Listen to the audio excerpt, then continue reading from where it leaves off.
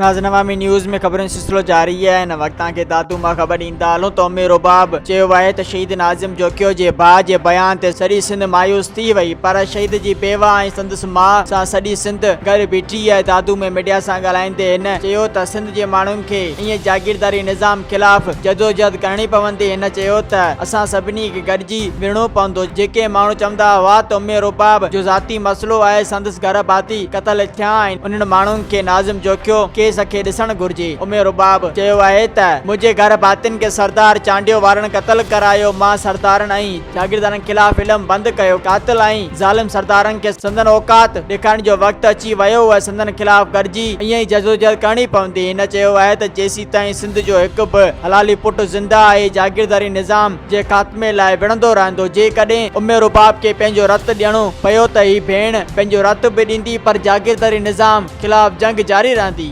मज़ीद खबरों और तफसीलात के लिए विजिट करें हमारी वेबसाइट www.awamiNewsHD.com।